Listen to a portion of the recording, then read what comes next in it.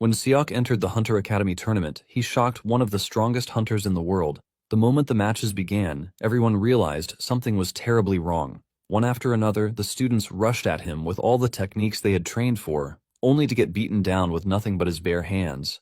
No flashy skill, no special weapon, just perfect timing and overwhelming strength. Even the officials and the guild scouts watching from above could not believe what they were seeing, and when Seok reached the final and crushed the academy's top student, the entire arena was thrown into chaos. Just when everyone thought the tournament was over, Lee Si-yoon herself stepped onto the stage. A world-ranked hunter, a monster compared to ordinary students. Unlike the others, she immediately understood that Seok was hiding something far more dangerous than brute force. Their fight pushed Seok harder than anyone else had. His body slowed down. His breathing grew heavy. Fatigue began to drag him down. And that was when Seok finally revealed the terrifying power he had kept hidden. He ignited his black flame, not to burn his enemy, but to burn the very concept of fatigue itself. In an instant, his exhausted body came back to life. His speed returned, his power rose again, and for the first time, even Lee Si-yoon was forced to realize that the man standing before her was no normal rookie. So how did this guy become so strong? It all begins with our MC, Hyun Seok, narrating how he found himself in another world, which he is requested to save. After 20 years in this new world, he finds himself going up against the boss monster alongside 3 of his colleagues, a saintess, a mage, and a knight. The boss monster commends Seok, telling him that he has put up a really good fight for someone who is known to be a hero. Seok teases him right back, saying he is not looking too good either. The boss monster can't take a joke, and this pisses him off really bad, and he lunges at Seok with a powerful slash. However, Seok blocks his attack with his spear, leaving a loud clashing sound. Meanwhile, the mage is trying to support from behind, and the boss monster threatens to tear Seok apart if he refuses to submit to him. The monster boasts that the land they are in is a kingdom forged by his teeth and claws. The two continue swinging at each other, delivering powerful attacks, but Seok soon gets tired of it all and decides that it is time to end the battle. He powers up his spear with a skill called the Paradox Flame and lands his attack on the boss. This results in a massive explosion that sends the monster flying into the distance, destroying boulders in the process. The two resume their brutal exchange of blows, making the others on the scene look like babies. Seok manages to land a hit on the monster, but it boasts about how it is nothing to him because the attack is too soft. However, Seok soon lets him know how much it can cut down his arrogance. With his spear engulfed in flames, Seok delivers a cut to the monster's body, and this time, the monster realizes how screwed he is. He crashes to the ground with the flames burning away his body.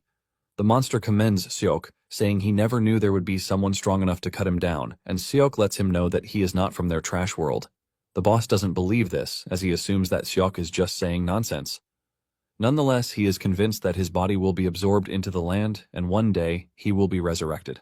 Suddenly, he notices that he is being erased, and Seok teases him, asking him if he finally understands the situation. Seok tells him that the black flame burning him is his special ability, which he named Paradox Flame. He mentions that, unlike normal flames that burn using oxygen, it uses abstract concepts as fuel. Seok tells the monster that he might have been able to resurrect himself countless times in the future, but the flame that is currently burning him is going to prevent him from ever doing that again because his existence is being erased. The boss monster then tries to mock Seok, telling him that he might have killed him, but he is never going to be remembered as the hero who saved the world because the people he believes to be his colleagues are just waiting for him to die in the battle. Seok replies, saying he already knows this. The saintess quickly cuts in, telling Seok that he can't believe the words of a monster. However, Seok starts with the saintess herself, saying she has been claiming that she loves him, but in reality she despises him for being an outsider. Apparently, all of her attempts at seduction were part of the plan, so that when the time finally came to subjugate him, he would find it hard to attack her. The saintess is shocked when she realizes that Seok is actually right. Seok continues by saying he is aware that the mage and knight are just like her. It turns out that the knight has already received a national treasure from the emperor, which is a reward for after he kills Seok. Apparently, the emperor was scared that Seok was going to take his throne. As for the mage, he loves human experimentation, and he hates Seok because he opposes the slavery system. Seok tells them that he has already known all these facts for the past 5 years. The monster is shocked to hear this, and he asks Seok why he doesn't just conquer the world with his power. Seok reveals that he has no interest in doing this because he just wants to return home. Apparently 20 years ago, in the year 2005, Seok was an ordinary 20-year-old office worker until he was transported into this world by a goddess. The goddess tells Seok that he is being transported into this world to save it. By the time Seok arrived in this world, he realized that it was a hellhole.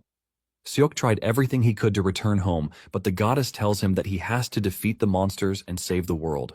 Since there was only one way to get back to Earth, Seok started training to fight against monsters. Narrating just how messed up this world was, he once rescued a child from the battlefront. But the soldiers won't let him into the village. They tell him to let the boy die because it appears that he is about to. This turned out to be a damned world that would choose to abandon the wounded rather than rescue them. As if this isn't worse enough, their whack levels of medicine and hygiene makes things even worse. At one point, they even amputated a soldier's leg for a simple infection. Even though he managed to get the child into the village, Seok faced another problem, which was the religious fanatics. The religious leaders in the village assumed that the child was able to survive because a demon possessed him. They suggested that they exorcise him with fire, since they were already carrying out an exorcism. As if it is nothing, the dudes are burning away people like firewood. Seok is totally left in shock because he can't believe that he managed to find himself in a world with no concept of human rights.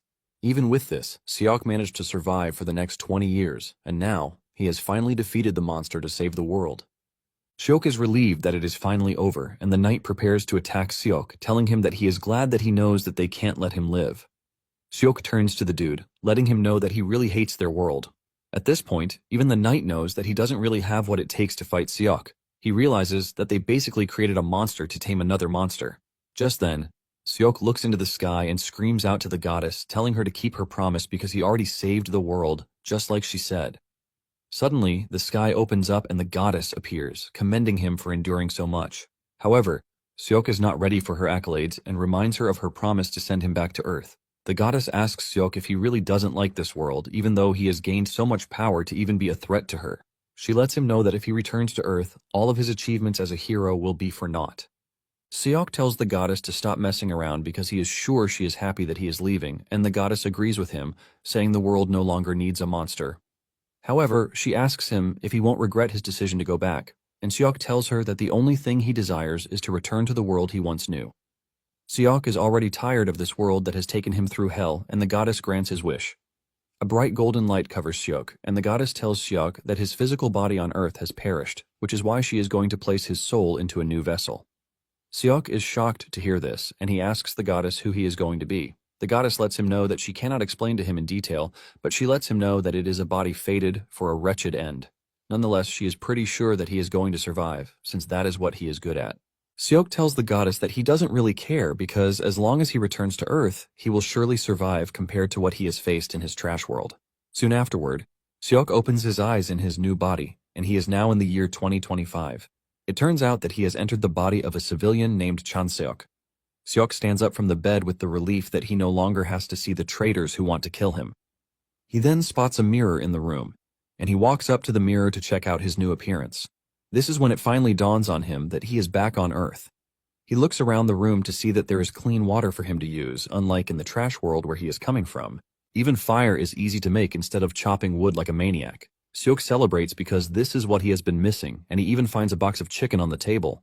Without hesitation, he grabs the chicken, and just a taste of it sends him crazy with excitement. He cries tears of joy because he can finally taste food again after so many years of hell. While he is celebrating his arrival on Earth, he fails to notice a bright red light appearing in the middle of the street. Since Earth is currently in the year 2025, he realizes that this world and the world where he was taken follow the same time flow. However, he is not really concerned about this because no matter how difficult and hard the Earth is, he believes that it will never be as bad as the other world from which he just came back. After he is done eating, Seok steps into the bathroom to have a warm shower and enjoy the benefits of technology with the AC afterwards. He walks to the window to stare into the clear sky, trying to take in everything he has missed all at once. He is thinking of what to do with his life when an ugly-looking monster appears on the window, staring down at Seok. Seok screams out in fear, wondering what he is looking at. Just then, a public announcement echoes through the area, telling all residents that a corrosion rift has appeared within the apartment complex. Seok is totally confused about what they are talking about on the PA system. The announcer continues by urging all residents to evacuate to the underground shelter with immediate effect. Seok remains startled until he notices that the entire window is now covered in monsters that are trying to get into the house. Seok snaps into reality when the window breaks, and the monsters make their way into the building. Seok makes a run for it, while wondering what the monsters are as they chase after him. Seok's smartness saves him as he leaps through a window and hides on the ledge to wait for the monsters to pass by. Once they are gone, he climbs back and heaves a sigh of relief that he has finally lost the monsters. Suddenly, he spots a kid in the distance, and he rushes over to the young lad, asking him what he is doing in such a dangerous place. He suggests that they rush back to the shelter, but the kid is more concerned about the monster that he saw earlier because he is interested in killing it. He asks Seok if he is interested in coming with him, and Seok stares at him in disgust, wondering what the hell the dude is saying. It turns out that Earth has been this way for 13 years. Since the kid is refusing to go to the shelter, Seok has no choice but to follow him, and he ends up tagging along with the kid. The kid then explains to him that a corrosion rift is an opening where monsters come out from, and no one knows why they form or when and where they will appear.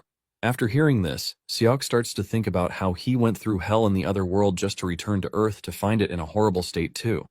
The kid is surprised that he has to explain things to Seok, and he asks him why he doesn't know. Seok lies that he was living in America, but this only stirs up another controversy since people can't cross over from the US to Korea. The kid stares at Seok in such a confusing way because he has no idea what he is even talking about. Seok manages to change the topic of discussion away from himself, and he asks the kid about the hunter he said he likes. The kid replies that her name is Lee Seun. The boy mentions that Seun is in the Janabi Guild, and she is ranked 10th on Earth. Apparently, her main weapon is a greatsword, and she is currently in Cherwon dealing with a corrosion rift. With the way the boy is spilling everything he knows about Seun, Seok can only heave a sigh of relief that he was able to change the topic away from himself. However, he still can't wrap his head around the fact that there is a normal human fighting a monster just like the other world he came from. The dude is still counting out everything Seok needs to know when Seok suddenly covers his mouth, telling him to stop yapping. They take a peek around the corner to see 5 monsters in the distance. However, Seok is able to figure out that there is one monster hiding, which makes them 6 in total. Seok is thankful that the body he found himself in has some level of physical strength. Since he is used to fighting multiple enemies, Seok thinks to himself that taking on the monsters is not going to be an issue. However, the problem is the kid with him, and just when he turns around to look at the dude, he is already shaking. Seok cannot believe that all of his determination to kill monsters has disappeared after coming face to face with one. Seok remains confused about what to do, since he has no weapon with him, but suddenly, he notices the presence of mana in the air. The moment he confirms that it is the same as in the other world, Seok decides to attack the monsters. He steps out of his hiding place and hits one of them with the Paradox Flame. Seok is thankful that he can still have the skill that was engraved in his soul in the other world. Even though the firepower is not as he expects, he believes that it is more than enough for what he wants to do. The monster's head burns off in agonizing pain, and the kid commends Seok, telling him that what he did was amazing. He immediately addresses Seok as his master, saying he has a unique skill, and Seok figures out that rare techniques are considered unique on Earth. The monster is still burning down when the dude decides that he needs to confirm the kill. He rushes over to where the flame is still active, while Seok tries to warn him not to get near the flames until the target is dead. Just as he is about to get hurt, Seok steps in like Superman, blocking the flames with his own hands, getting injured in the process. Seok urges the kid to stop watching things online because reality is apparently different from movies. Seok then borrows the staff that he is holding, using it to cut down the monsters lunging toward them. Seok does this so efficiently as if he is using a real sword, leaving the boy totally amazed by what he is watching. He commends Seok, asking him if he is a secret hunter. Seok, on the other hand, is not entirely pleased with how his new life has started because he is basically back to the life he was trying to escape from. Moments later, they arrive at the shelter and Seok decides to start calling the kid a brat instead of regarding him as an elementary schooler. The moment they step into the shelter, the boy's mother spots him and screams out his name, which turns out to be Yoon Seong. She rushes over to her son, thanking Seok for bringing him to the shelter safe and sound because she knows that it must have been hard. While the woman is busy hugging her son and all, Seok notices that she has expensive things on her, which shows that they are rich. Seok immediately figures out why Seong is a brat, and suddenly the outer wall gets shattered by a monster. Panic immediately ensues with everyone scrambling for safety.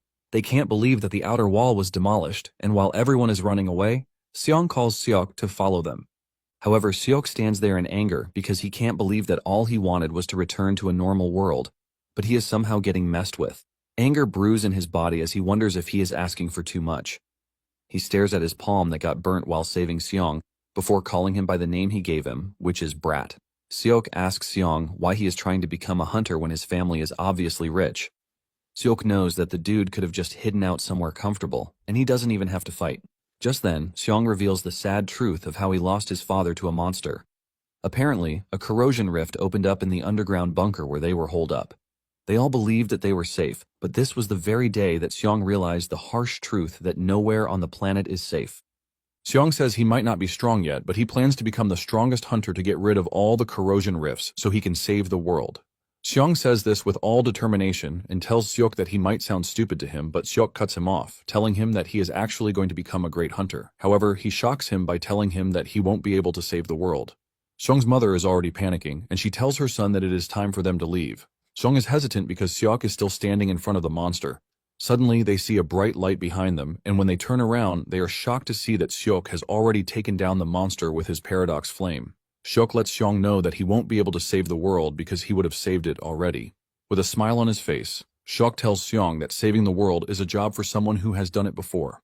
After everything had settled down and Seok had promised Xiong that he was going to save the world, he simply retired to his apartment to play video games and eat junk food. Even though he confidently told everyone that he is going to save the world, that confidence didn't last very long because he lacked the desire, as he had abundant food and video games to keep him company. In addition to this, Seok doesn't think he is needed because there are already hunters working around the clock to save the world. Just then, Seok picks up his phone to order some more junks, and this is when reality hits him that he has already spent all of his termination pay. It turns out that the original owner of the body was an employee at a logistics company, but he lost his job when the company went bankrupt due to a corrosion rift. It then dawns on him that he has to find a job now that he has run out of money. He has already tried to get a job, but this is hard because there is no availability of normal jobs, thanks to the constant appearance of corrosion rifts. In fact, most companies are already going out of business, leaving Seok totally confused about what to do. He's lying on his bed in frustration when a notification pops up on his phone about hunter recruitment. Since he already has experience in this line of work, Seok heads to the Hunter Association. Upon entering the building, he finds plenty of other people who are there with the aim of becoming hunters.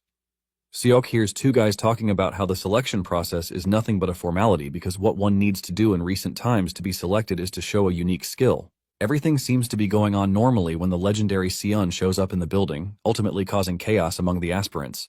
The candidates are all happy to see her because they already thought she wouldn't be available since she went to Cheorwan to subjugate a corrosion rift. The candidates conclude that the Janabi squad must have sent Seon out personally to scout for the best among the candidates, but this begs the question of who they are there for. It turns out that it is a candidate named Han Sanga who is an academy graduate and her awakened ability is electrokinesis. When Seon reads her file, she teases Sanga about her power, asking if she can charge batteries. Her assistant quickly reminds her that the girl is a hunter, not a power generator. He tells her that there are rumors that Sanga is skilled with her ability, which means she's going to be pretty useful. Seon's other assistant cuts in, saying hunting in corrosion rifts is real combat, and even though the candidates excel at the academy, there are many cases where they don't achieve great results in actual combat.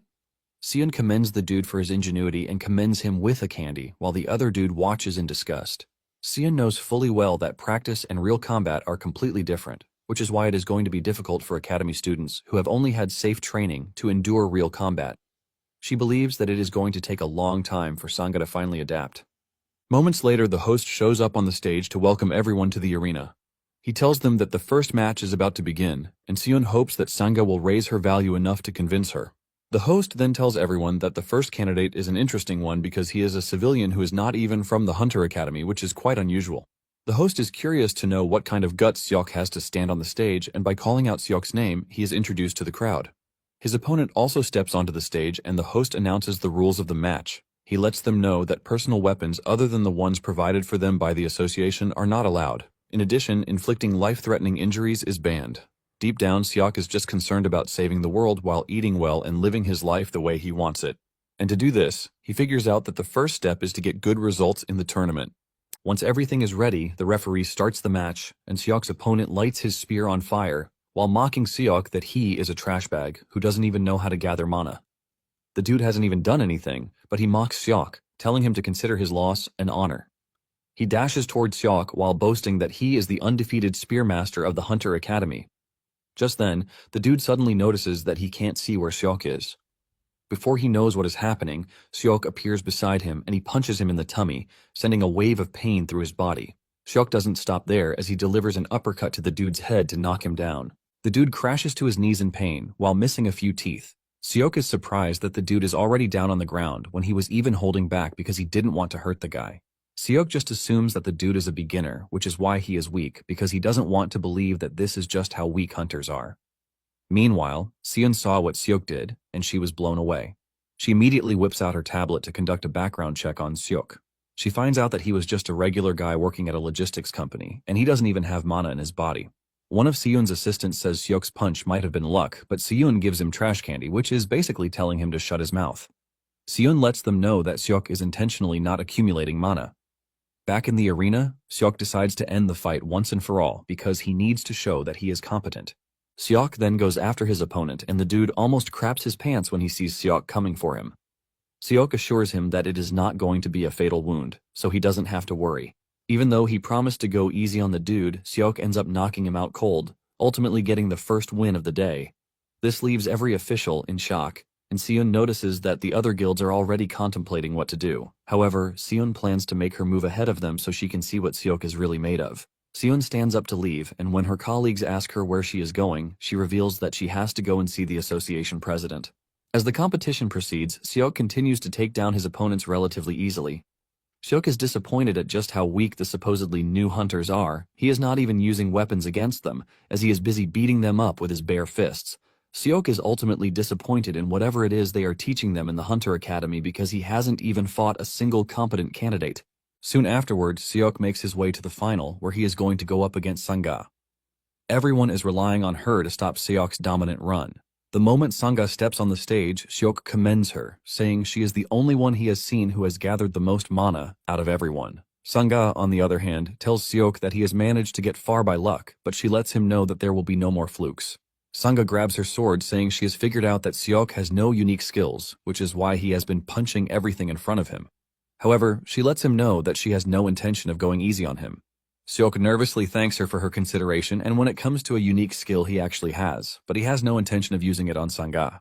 Sangha then takes a deep breath as she gathers her mana, ready to unleash hell on Seok. Once she is prepped, she dashes towards Seok, but to her utmost shock, Seok leaps into the air to dodge her strike.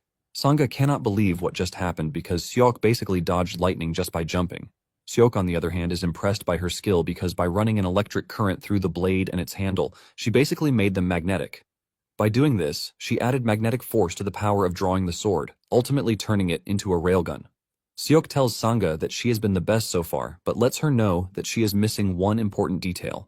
He tells her that she was too focused on just attacking quickly. Basically, her mistake was that in order to accelerate the drawn sword even faster, she laid down a magnetic rail in the empty air. Seok tells her that no matter how fast and powerful it is, there is no idiot who would take an attack with a path that is in plain sight. Sangha still thinks Seok is a fluke, and she tells him not to get cocky because she can defeat people like him without even using the said technique. She dashes towards Seok with another technique, but a slower one. Seok easily runs past this, asking Sangha if she is really dull because he basically dodged her fastest technique, but she is trying to hit him with something even slower. Trying not to lose to Seok, Sangha unleashes a powerful technique to shatter the ground, and Seok soon figures out that the girl is pushing herself to the limit. Seok realizes that the girl will get wrecked if she continues that way. Seok then decides to end the fight, saying they have had enough fun already. He teases her, telling her to raise her left hand if what he is about to do to her hurts. Before Sangha can even react, Seok has gotten to her, and he punches her in the midsection, ultimately disrupting her organs. While she is still trying to understand what is happening, Seok finishes the fight with another punch that sends her flying into the distance. Sangha is knocked out, shocking everyone because they never expected Seok to overwhelm the top student of the academy. Seok turns around to leave the stage but suddenly notices that Sangha is raising her left hand. Seok remembers the joke he made when he told her to raise her left hand if it hurt, and he is surprised that she actually raised her hand. Before Seok can leave, the referee gets an important update, and he quickly announces that the tournament schedule has been changed. He tells Seok to take a short break, leaving Seok totally confused, since the fight should have been over already. The referee then announces something shocking, revealing that Seok and an active hunter are going to have a special match, leaving everyone shocked. It turns out that the active hunter has already been announced to the audience on the monitor, which is only available to them. The entire crowd goes crazy, and Seok figures out that the hunter must be really skilled. This hunter turns out to be none other than Seon, and Seok wonders if she is there to test his abilities. Seon steps onto the stage with her greatsword, telling Seok that she has to fight him because there is no other way to confirm his skills. She introduces herself and the guild she is working for, while suggesting that Seok has a proper match with her. She lets Seok know that he is free to refuse the match because it is too sudden. From a closer look, Seok can see why Seon is ranked 10th in the world because her composure and aura are something to behold. Even though he knows that he is going to have a hard time dealing with Seon in his current body, Seok doesn't mind, and he happily accepts the challenge. Seok suggests that they get the match started immediately, shocking the referee. Seok confidently reveals that he hasn't used up most of his stamina, so he is pretty good. Since he is looking to get the best possible result in the tournament, Seok concludes that fighting Sayun would help him with this. Seok then grabs his spear, hoping to see if he can raise his value. 30 minutes into the fight, Seok is still standing, but he is already struggling against Seon's overwhelming power. Seok doesn't want to believe that he is going up against a woman with such a strong body. Nonetheless, he is able to push Seon back, and he even realizes that his speed has reduced when compared to the early stages of the fight. Seok can see openings while fighting Seon, but his body is not agile enough to exploit these openings. He is already sweating, and he looks really exhausted in just 30 minutes of going up against Seon. Seon then teases him, saying she was hoping for a good warm-up for the first time in a while, but she can't believe that Seok is already tired. Nonetheless, she is still impressed that Seok was able to last the number of minutes that he did because she was already expecting him to fall off in the first 5 minutes. Seon then dashes towards Seok, hoping to finish the match. With Seon running towards him, Seok starts racking his brain on what to do. He realizes that he has no mana stored up, and even the mana in the air is sparse. Even though he was reluctant to use his unique skill, he realizes that he no longer has a choice, and just as Seon is about to reach him, he activates Paradox Flame. Thanks to this, he is able to dodge Seon's attack at the last minute. Seon is surprised because she is pretty sure that she swung with so much power and accuracy that it should have been impossible for Seok to dodge, but he managed to. She also notices a black flame burning on his body, leaving her curious. Seok smiles because he has just tapped into the power he trusts the most before returning to Earth. Basically, Paradox Flame doesn't burn matter, unlike normal flames, and the flame also burns using the abstract concepts he has designated as fuel. As of the moment, Seok can't burn concepts with high ignition points like self-memory or reason, leaving him with one practical concept to burn, which is fatigue. Seok dashes towards Seon, and Seon can see that he has gotten even faster. Seok delivers a powerful strike that forces Seon to block really hard, and she is surprised that Seok was able to recover in such a short space of time. The fight between the two immediately erupts into another level as they cross weapons, leaving clashing sounds and light. Seon notices that the concentration of mana in the air keeps fluctuating between high and low, and it is weird because the arena settings haven't changed. It turns out Paradox Flame releases mana as it burns abstract concepts, just like fire releases heat when it burns matter. It is now left for Seok to use mana to ignite the Paradox Flame, and the Paradox Flame in turn burns his fatigue to generate more mana, resulting in an endless circle. The two continue going at each other, shattering the arena grounds with their powerful attacks, and this is thanks to Seok's refusal to give up, because he is already used to a war of attrition. At some point, Seon asks him if he thinks he can keep this up, and Seok assures her that he can. Seok asks her if she likes guys who don't know how to quit, and Seon replies that she hates them. Just like how burnt trees leave ash as residue, it turns out that Paradox Flame also leaves behind a residue. If everything is later burned away until only residue is left, Paradox Flame will finally disappear. After 4 hours of intense fighting, Seon finally gets to knock Seok to the ground, and Seon commends him for holding out for so long. Once Seon is declared the winner, she brings out a big lollipop from her pocket and gives it to Seok, telling him that it is a reward for his hard work. She lets him know that her business card is also with the lollipop. Seok checks out the card, and Seon tells him that they are going to talk about the details later. She urges him to give her a call in the meantime, and with the conclusion of the selection trials, Seok is called to the front to receive his award. Days later, Seok uses his smartphone to check out the card details. He realizes that the smartphone basically provides everything that he needs to know. Seok is on his way to meet Seon when he runs into a giant dude who cuts him off. Seok asks him who he is, but he simply gives Seok his business card. Seok checks it out and realizes that the dude's name is Yoon Seong-hyun. He is a partner hunter for the Taebaek Guild, and without wasting time, he urges Seok to come to his guild. Hyun assures Seok that he is going to become a star if he decides to come and gain experience under him. Seok stares into Hyun's eyes and realizes that he isn't lying, but at the same time he remembers that he already has engagements with Seon, so he can't even give Hyun an answer right away. Seok calmly tells Hyun that he would have to think about it, but Hyun laughs out loud, saying he has no intention of getting an answer right away.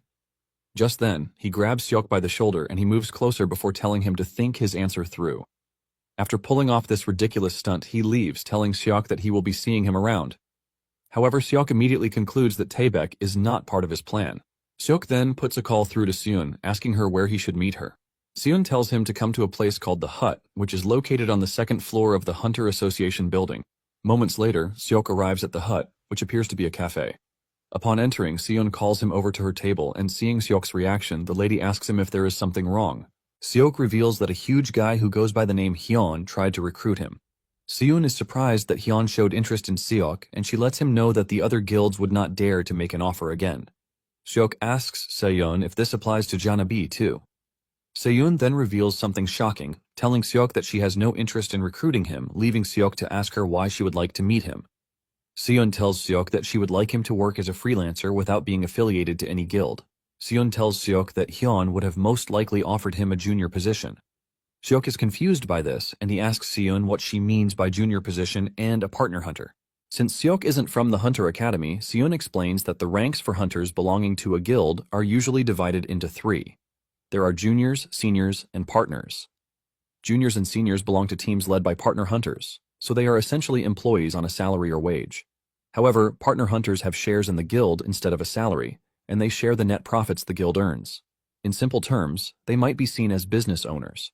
Apparently, the hunter who first established the guilds used law firms as a model. It turns out that one doesn't need to belong to a guild or go through the junior and senior ranks to become a partner hunter. Seok finally understands everything Seon is saying. Basically, if he becomes famous and achieves incredible results, the big guilds will automatically come running after him. Seon confirms this, and she happily gives Seok a candy, leaving the dude wondering why her weird ass is giving him candy. Seok then reminds Seon that he has no connections or anything, so it is going to be hard for him to get proper requests. Seon tells Seok that she is going to help him with this aspect without charging him anything. Seok is surprised, but at the same time understands why Seon would go to this length to help him out. Seon tells Seok that she just wants him to remember in the future that there was a guild called Janabi that helped him out when he was still unknown. In simple terms, Seon is helping Seok, so he can owe her. Seon then gives Seok an envelope telling him that it is his choice to carry out the mission in it or not. Seok asks her what it is, and she reveals that it is a request from Incheon City. Apparently, there is a place called Gyodongo Island where a corrosion zone formed 2 years ago after a failed attempt to eliminate a corrosion rift. Seok asks if it is his job to get rid of the rift, but Seon tells him that his job is to patrol the island, and if any additional corrosion rifts appear, he is to take care of them. The mission is going to start in a month's time, and Seok is getting paid $5 million up front with an additional $15 million if the mission is successful. Seok tells Seon that the pay is not enticing, considering the fact that the job is highly risky. Seon tells Seok to get stronger and become famous so that more money will be offered for his services. Seon then asks him what his decision is, and just as expected, he takes the request. Later on, Seon puts a call through to her boss to tell him just how crazy Seok is. Her boss asks her who he is, and she explains that he is a civilian who cleared the selection trials with his bare hands.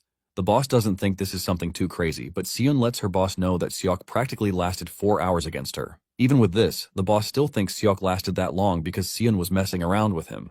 Seon then reminds her boss that she is a veteran hunter with 10 years of experience, and all of her experience has been built upon surviving hellish places.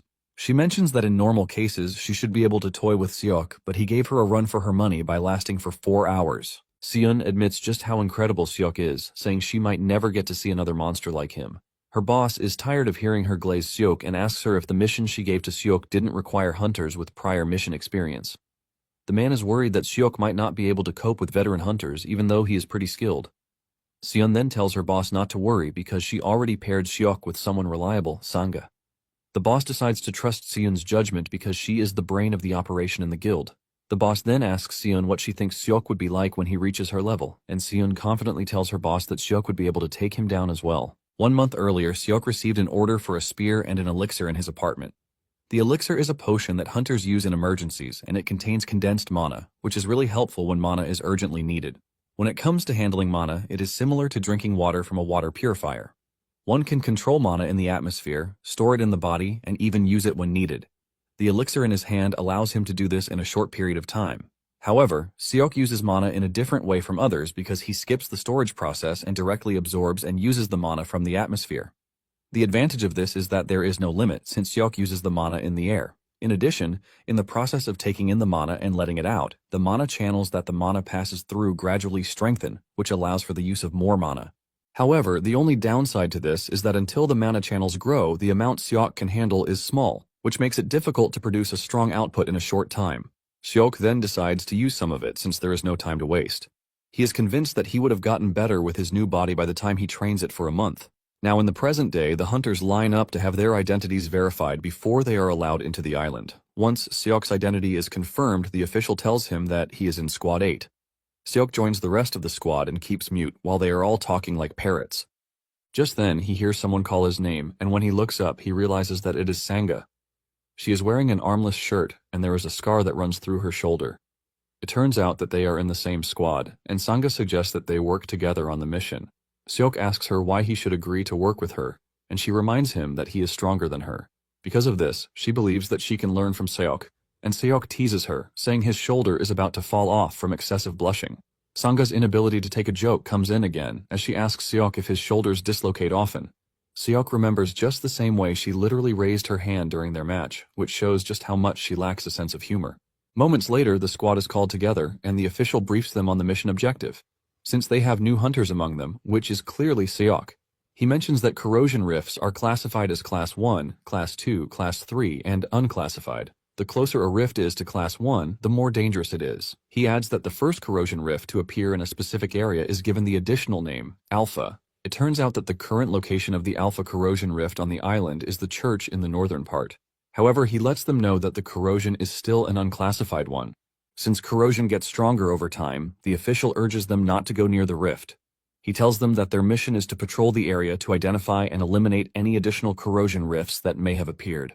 A yellowhead in the squad is surprised that they are embarking on an elimination mission with a rookie among them. Before Seok knows it, he realizes that the entire squad is acting weird toward him because he is a supposed newbie. Before they leave, they are informed that the offshore control room is active and they can contact them if they need help.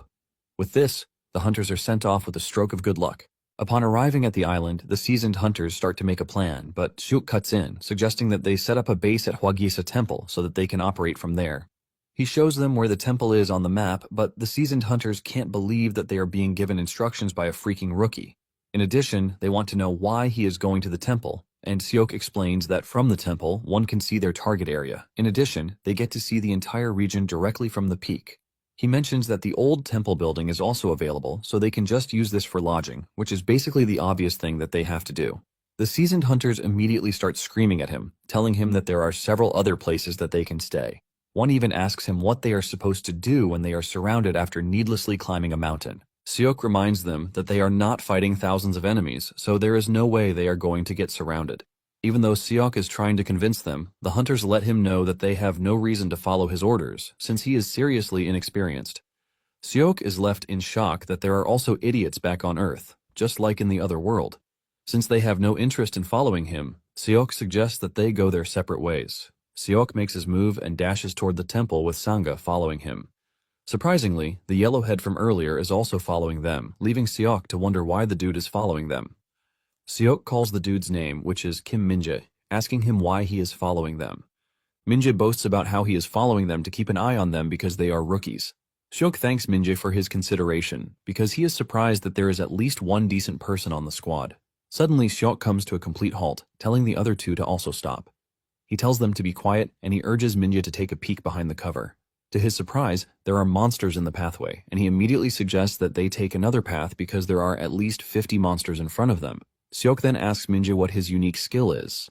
This question baffles Minjae because he doesn't want to believe that Seok is planning to fight the monsters. Seok asks him if it is not the normal thing for a hunter to fight a monster, and he repeats the question, asking him about his unique skill. Minjae replies that it is flames, and he asks him what skill he is most confident in, to which Minjae reveals that it is fireball. Seok is glad to hear this, and he tells Minjae that he is going to attack the monsters on his signal. Minjae protests against this, saying the whole thing is reckless because there are just 3 of them and they have to go up against 50 of them. He adds that it is their first mission and the right thing to do is to radio the other hunters when they still have the chance to do so. Seok subtly replies that the hunters won't arrive on time because, unlike them, who departed directly from Hwagisa Temple, the other hunters are currently searching along the coast. Seok mentions that it is reckless to call in the other hunters because there is no guarantee that the hunters who hear the radio will even show up. In addition, the monsters can become a threat to the other hunters if they scatter while they wait. Deep down, Minjae knows that Seok is right, because the other hunters might not come immediately because they already had a conflict earlier that day. Seok lets him know that the only option is to deal with the monsters themselves. Even though the situation appears to be disadvantageous, Seok tells them that what they need to do is land a surprise attack. Since they are running out of time, Seok starts to draw out the plan in the sand. He tells Minhwa that he will be the first to attack the center with a fireball while he blocks the sides. From the plan Seok is making, Minhwa is completely blown away because he can't believe Seok is anticipating every scenario, as if he is already used to things like this. Once Seok is done explaining, Minhwa swings into action, and he hits the monsters with a fireball. This leaves a big explosion, consuming the monsters that are hit. Minhwa pulls back, saying it is going to take time before he can use another fireball. Seok steps up to continue the attack, and he tells Minhwa to shoot another fireball as soon as it is ready. Minhwa acknowledges the order, and Seok takes on the enemies, unaffected by the fire, cutting them down like butter. Since Seok is one who prefers efficiency on a mission, he has always believed in dividing roles. He plans to take on the monsters until the next fireball is ready, but he knows for sure that he can't block all of them by himself. This is basically why it is important that they divide roles. Any monster that misses Seok's strike gets taken down by Sanga, who is standing behind. Moments later, Minhwa tells Seok that he is ready to shoot another fireball, and Seok immediately gets out of the way, giving Minhwa the chance to land another devastating blow on the enemies. In no time, they have cleared out the enemies, and Seok is still complimenting them for a job well done when Minhwa pulls out a gun, shocking Seok. Before they can suffer a heart attack, Minhwa urges them to step aside, and Seok heaves a sigh of relief because he already thought Minhwa was about to shoot his arse. Seok then implants a microchip into a dead monster, revealing that once the mission is over and the area is secured, the junk dealer he has a contract with will come and collect the bodies. Seok has no idea what the dude means by junk dealer, and Minhwa reveals that it is hard for them to recover the byproducts from the corpses themselves because they are obviously heavy. Tagging them with chips gives the junk dealers the right to come over after the mission is over to collect anything that is valuable. Once they have collected everything, they appraise the items, sell them, and then split the profits. The junk dealers take their commission based on the contract, and the rest goes back to the hunter who implanted the chip. Seok asks Minhwa if he can trust the junk dealers, and he replies that this is why it is important to find a good junk dealer to sign a contract with. Minhwa then commends Seok, telling him that he was amazing because he never expected that the three of them could take on the 50 monsters. Suddenly, Seok's tingling senses tell him that something is wrong. Without hesitation, he grabs Minhwa and dives forward to dodge a surprise attack from a giant monster that has been stalking them. Fortunately, Minhwa escapes unhurt, leaving him to ask what just attacked them. Seok takes a closer look at the monster and mentions that it is some kind of mid-level boss. Seok is taken aback by the arrival of the monster, leaving him to wonder if the monster is the boss of the other monsters that they just defeated.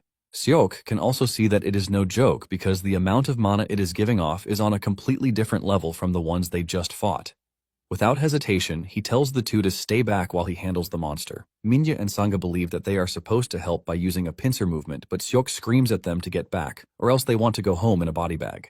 The level of seriousness in Seok's voice immediately pushes the two back, and deep down, Seok already analyzes the situation to know that it would be better if he handled the monster alone. Since there is no one hindering him, he figures out that he can just use Paradox Flame against the monster. Once Seok is ready, he taunts the monster, telling it to come at him. Moments later, Minhwa asks Sanga if they are not going to help Seok because he looks like he is in trouble. Sanga lets him know that there is no need for this because it might look like Seok is in trouble, but he hasn't been hit even once since the fight started. In addition to this, the attacks that Seok is dodging easily are something she would have struggled against. Seok is basically dodging and attacking at the same time. Sanga also notices that anytime Seok's spear lands an attack, a black flame appears each time, leaving Sanga to wonder what it is.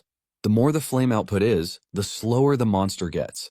In the beginning, it appeared that Seok was struggling, but it turns out that he is basically toying with the monster. Sanga is totally blown away because she doesn't want to believe that Seok is a rookie hunter like her. After Seok is done toying with the monster, he does something surprising by throwing his spear into the air while the monster dashes toward him at full speed. Sanga freaks out, believing that the monster is going to strike him down, but just as the monster is about to reach Seok, it gets crushed by the spear falling from above. Seok didn't even flinch, showing just how confident he is in his skills. He commends the monster because it could still move even though it had burned all of its strength. Seok then decides that it is time to finish off the monster. Minhwa is completely overwhelmed by what he just witnessed because there is no way in hell Seok easily took down such a heavy monster. After Seok is done taking down the monster, he asks Minhwa if it is normal for a monster of that strength to appear on the island. Minhwa lets him know that he was also wondering the same thing because the monster is not even the core of the corrosion rift. Minhwa says it could have been possible given they were taken on a rift that was at least grade 3. This is when it dawned on Seok that during the mission briefing he heard that the Alpha Corrosion Rift was unclassified. Since this is the case, Seok lets the two know that the Alpha Corrosion Rift on the island has gone up to grade 3. Sangha doesn't want to believe this because the briefing said otherwise, but Seok urges her to think about it rationally. He tells her that there is no way to explain the situation if the corrosion is not grade 3. Minhwa freaks out when he hears this because the difference between an unclassified rift and grade 3 is like night and day.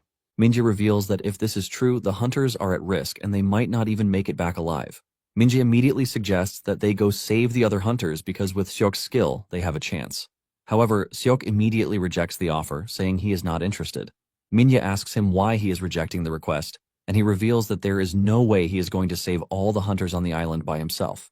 He reminds Minhwa that he is human and he has his limits too. He reminds the two that their mission isn't to save hunters in danger, but to identify and eliminate any new corrosion rifts that have appeared. In addition, he lets them know that it is obvious that not everyone will survive, which is part of the job memo. Sangha then asks Seok what he is going to do if he is in the hunter's situation. Seok doesn't understand where she is coming from, and she tells him that he would have begged to be saved, and with a stern voice, Seok lets them know that he is not refusing this because he doesn't understand human emotions. He lets them know that he is only talking about the outcome because in this world, there are deaths that are unavoidable. He tells them that once faced with deaths like this, it is normal for one to just die. Seok urges them not to operate with emotions because they are not going to survive in a cruel world with their kind of mindset. Later that night, they make it to the temple, and after searching through the temple, Seok tells the two that the building is safe. Minhwa then says it is a good thing that they can see the other hunters' locations because of their lights. However, Seok is not entirely in support of this because using lights is a clear invitation for the enemy. He knows that the monsters will be able to handle regular monsters, but he is worried that a stronger monster, just like before, might appear again. Seok then decides to send out a warning, telling the hunters that there is a possibility that the rift has become a grade 3. He urges them to refrain from using lights recklessly because it can put them in danger. Seok then asks Minhwa if the other monsters will disappear if the core of the rift is destroyed, and Minhwa confirms this. He lets Seok know that without the energy radiating from the rift, the corrupted zone will vanish. The moment Seok hears this, he concludes that his mission is simple, which is to destroy the corrosion rift. Later that night, once the two are asleep, Seok prepares to step out. Before leaving, he drops an alarm device that would go off if a monster approaches, and Seok believes that he should be able to go and come back without worrying about them. As he cuts through the forest, Seok is glad that he confirmed the location of the Alpha Corrosion Rift during the briefing. Seok believes that things would work out easily, but he ends up jinxing it, as he runs into another boss-level monster, which looks even scarier than the one he fought earlier. Earlier, in the Hunter Association Situation Room, they are freaking out because they have lost the signals of some hunters from Team 5, and they are presumed to be dead. As if this isn't enough, there are reports that the monsters are moving in an organized fashion, and there is already a confirmed casualty in Team 3. The team leader screams out in frustration, wondering what the problem is because the fighters are supposed to be investigating an unclassified corrosion rift. In panic, the team leader declares an emergency, telling the higher-ups that they are going to need reinforcements. He demands that they activate the emergency contact network and send out an urgent request for cooperation to all hunters in the vicinity. They are in the process of this when he is informed that someone is approaching the Alpha Corrosion Rift. The team leader freaks out when he hears this, and he tells his subordinates to contact whoever it is and tell them to stop.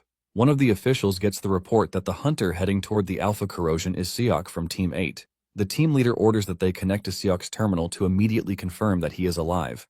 The team leader is surprised that Seok is the first to understand the situation because a rift upgrade is an unprecedented event. He figures out that since Seok is the only one heading to the Alpha Corrosion, it basically shows that he is the only one with an answer. By the time they finally contact Seok, he is already engaging the terrifying beast he ran into. Seok screams at those in the control room, telling them that they are crazy for not thoroughly carrying out an investigation to confirm if the rift is truly an unclassified corrosion. Seok makes sure to call them all sorts of names, leaving the officials to consider muting him. While running from the beast, Seok figures out that his paradox flame doesn't have what it takes to defeat the beast. This means he has to reduce the beast's health with paradox flame and then finish it off with his spear. However, Seok is facing a problem because he has already drawn too much mana from the island when facing the mid-level boss from earlier. This has left his paradox flame a bit weak, and since he can't leave the island, Seok decides to find a place where he can draw mana. After some minutes of running around, he finally finds what he has been looking for, which is the Alpha Rift. Without hesitation, Seok dives into the rift while taunting the beast, telling it to keep up because there is something he needs to confirm. Back in the Situation Room, they are shocked when Seok's GPS signal suddenly vanishes, and they figure out that he has entered the Alpha Corrosion Rift. Once he is in the rift, Seok expresses his surprise at how clean the rift is. In addition, it is quite big, and Seok wonders just how big the Grade 1 and Grade 2 rifts are going to be if the unclassified one is this big. Just then, the boss monster shows up on the scene, and Seok figures out that it is time to end their battle. Seok has always had one issue with Paradox Flame, and this is the fact that it spreads to every living being except him. The flame is capable of taking out an ally, and sometimes it even reaches a level that he can no longer control. This is the only disadvantage that the skill has, but if he is fighting alone, it is not much of a disadvantage because he gets to fight whichever way he wants. Seok swings his weapon at the monster, unleashing a big wave of flame on it, while also absorbing mana into every corner of his body. This widens his mana pathways, making him even stronger, and a deep breath of this shows Seok what he has been missing so far. Just then, the monster screams out, and Seok immediately figures out what it is up to. In no time, other monsters show up on the scene, and Seok is not surprised because he knows the monster was calling for backup with its annoying scream. However, Seok tells the boss monster that a game of numbers is useless. Seok creates a barrier of flames around himself, wiping out the monsters while telling them that he is already stronger than before, even though he is not as strong as he was in the other world. According to Manga, the core of the rift will be the strongest monster in the rift. Suddenly, Seok gets attacked from behind by a monster that can talk, but he manages to dodge the attack. By the time he looks back, he sees an ugly monster staring at him. Seok is surprised that the monster is a smart one because it can talk, and even waits till his paradox flame burns out before showing itself. With a closer look, he realizes that the monster standing in front of him is the core of the rift. With the current level of power he has, Seok believes that a 4-hit combo is possible for him, and without hesitation, he makes his move. He throws his spear at the monster, but it blocks it with his spear. However, the force from the spear keeps pressing down on the sword, and Seok activates a skill called Dual Orbit Spear. Suddenly, the spear releases a massive energy blast that breaks through the monster's spear before penetrating its body, unleashing a devastating blast to destroy the monster's body. It turns out that the Dual Orbit Spear is a blue trajectory that is generated following the path of his attack. This trajectory mimics the first strike, but repeats it 4 times. It is basically a technique that repeats 4 consecutive attacks, and if the blue trajectory attacks a bit late, it completes a tricky 2-part spear round that is absolutely difficult to dodge. At this point, the monster is already leaping towards Seok, ready to strike him down. However, this turns out to be its mistake, as the spear closes in at the right time. Seok grabs the spear, delivering a powerful strike to cut the monster before unleashing the final strike that shatters the enemy's body. Surprisingly, after defeating the monster, it just doesn't disappear, as Seok is given a box. Meanwhile, those in the control room were still freaking out, and they believed that it was over because the monsters kept spreading. The team watches in horror, saying only a miracle can save them because all of the hunters are going to be wiped out, since they have denied his request for reinforcement. Suddenly, the team leader is informed that Seok, who entered the rift, just sent a message. The team leader demands to know the details of the mission, and they display it on the main screen. To their surprise, Seok informs them that the Alpha Corrosion has been taken care of. Just as Seok said, they started to get signals that the rift had disappeared, and all monsters had started to disappear. The team leader is dumbfounded when he hears this because it is nothing but a miracle just as he prayed for, but he wonders how Seok did it. Moments earlier, Sangha and Minjae had found themselves surrounded by a horde of monsters. With Seok nowhere to be found, Minjae asks Sangha if there is a chance that they are even going to make it out alive. Sangha realizes that the dude is already at his limit, and even she doesn't know how long she can hold on either. One of the monsters lunges at them, and Sangha prepares to engage, but realizes a grim truth. She realizes that she is already at her limit, and her legs won't even move.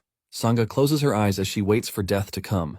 In a surprising turn of events, Seok defeated the core at that very moment and the monsters started to disappear. Later on, Seok arrives at the Island Hunter assembly point and realizes that there are a lot of injured people. He figures out that the corrosion creatures went on a rampage while he was gone. The other hunters who were not ready to work with Seok before already got the news that he was the one who took down the rift by himself. They are all shocked and in disbelief because a grade 3 rift is not something a rookie can just take on. Seok soon finds his teammates and Minjae expresses his shock that Seok took on the rift all by himself. Seok then tells Minjae that his heart wanted to do the right thing. Seok had already decided that he was going to play the good guy since things had gone well already. They are still discussing this when an official shows up telling Seok that he is Bayon Jongtae and that he is from the Korea Operating Corporation. Apparently, he is the 3rd branch manager for the Northern Incheon province.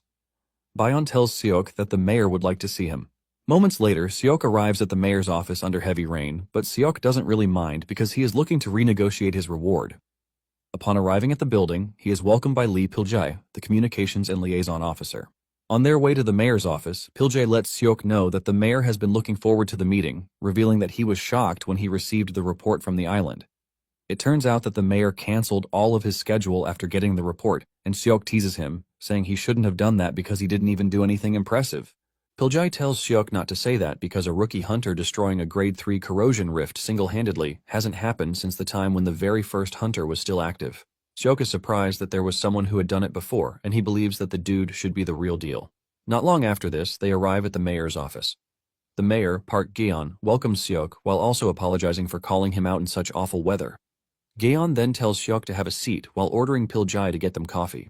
Once they are alone, Geon commends him, telling him that he has done a great service for the country.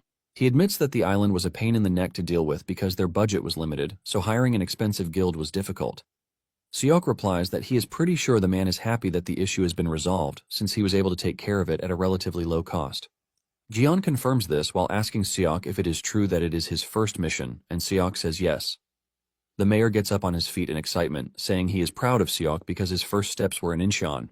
He starts talking about how Korea is the safest country in the world, leaving Seok to wonder what is suddenly wrong with the dude. The mayor continues by saying Incheon is one of the key places in the country because it is a trade center. In addition to this, the Free Economic Zone project is attracting foreigners who want to invest. In fact, there have been so many that it is hard to pick one. The mayor tells Seok that there are massive funds coming through Incheon's international cities. The mayor then tells Seok that he is going to provide all the assistance he can to make life easy for Seok as a hunter. On their way to the mayor's office, Bayon had asked Seok what his purpose was for being a hunter. Seok makes an analogy, saying someone has to always be there to clean the clogged toilet. Upon hearing this, Bayon tells Seok that he is pretty sure he will become famous and extremely popular. He also knows that companies will start begging him to shoot commercials for them, and he might even get scouted for famous TV shows. Seok realizes that Bayon is worried that he would change because of fame, and Bayon confirms this. Bayon says there are many cases of promising hunters who become intoxicated with popularity and honor, causing them to lose sight of their duty. He says this is not shocking because it is natural. He adds that the only safe place is Korea, and it is called the last sanctuary left on Earth. Bayon lets him know that what he has accomplished is incredible, which means many people will be watching him with interest.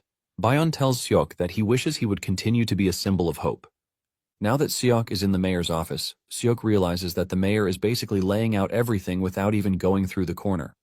However, he knows the mayor will soon learn that he is not someone who is easily swayed by things like this. Seok has lived for so long, suffered many countless hardships, making all of these nothing to him. Seok then asks the mayor if there is something he wants from him, since there is no way he is going to support him for free. Seok goes on the offensive, telling the mayor that he is pretty sure he is looking to buff up his approval ratings for re-election. The mayor is surprised at how well-informed Seok is, and Seok mentions that someone can find everything on their phone. The mayor is stunned by just how much Seok knows, and he asks him if he didn't actually need approval from the city hall. It turns out that the mayor is actually right because he needs the mayor's permission to participate in missions since he is a rookie. Seok realizes that if the mayor frames it well, he could say Seok was a talent he discovered in Incheon. The mayor then tells Seok that he has always maintained relationships with many overseas and domestic companies. He taps on the coffee pack on the table, saying the model shooting the commercial for the coffee brand would soon have her contract run out. He believes that they are supposed to replace her face with Seok's face. He is about to continue with his bullshit when Seok drops the coffee cup, asking the mayor if he takes him for someone cheap. The mayor is confused by this, and Seok mentions that by the way things are going in the world, it appears that the world needs someone who can change the dreary atmosphere. He lets the mayor know that if he continues working as a hunter, it means he can get everything the mayor is promising him really easily. Seok gets up to leave, while the mayor tries to convince him, saying he can provide him with safe and high-paying commissions. Seok walks off, saying his offers are trash, and he can hand them over to his coffee mix model. Meanwhile, a strange man is seen receiving a report about how their test on the island was a failure, thanks to Seok's intervention. They are able to get a clip from his selection trials match, and the strange man gets curious about the black flame around his body. Since the start of the rankings, it turns out that the first of every month is when rankings are always updated, and the whole nation is always looking forward to this. Everyone is looking forward as usual because they want to know who the #1 hunter is going to be. Even though there aren't many changes in the rankings, it is a source of entertainment for the public. Seon is also interested in the rankings because she wants to know if Seok is going to be on it. In the end, it turns out to be so different. In 10th place is Sayun, while 5th place is given to Kim Chae-hyun. Choi Yeorium was in 3rd place, while Jung Tae-seok was in 2nd place. And as for the 1st place, it turns out to be none other than Seok. This ultimately earned him a big press conference where he is expected to answer questions. All the focus is on Seok because he is a rookie, and he cleared a grade 3 rift. Seok is riddled with questions about how he was able to clear the rift, and after so many questions, Seok finally asks for one last question. The reporter asks him what his resolution is, and he assures them that he is going to do his best. Later on, Seok is invited by the association president, Moon, on a tour. He takes him to where Gonzal's prison used to be. There is a big hole in the ground where Gonzal used to be, and Moon lets him know that what he is staring at is the fate of many countries. Apparently, most countries lost their administrative capabilities after the corrosion rift appeared. However, South Korea became a powerhouse that successfully defended the nation and even made technological advancements. He reveals that the helicopter they are riding in is part of the technological prowess of the country because it runs on mana and blocks out external noise. Seok asks Moon if this is how countries that couldn't handle the rift ended up, and Moon says yes, revealing that many capitals disappeared after the corrosion rifts appeared. Moon suggests that they take a closer look, and as they move closer to the crater, he mentions that there were 8 most dangerous corrosion rifts in the world, and the Gonzal prison is one of them. It turns out that the Gonzal prison was formed 13 years ago, spreading into the city without any signs or warnings. Even though some survived, they still got swept away because the entire area had already turned into a corrosion zone. In a matter of days, the entire city vanished without a trace.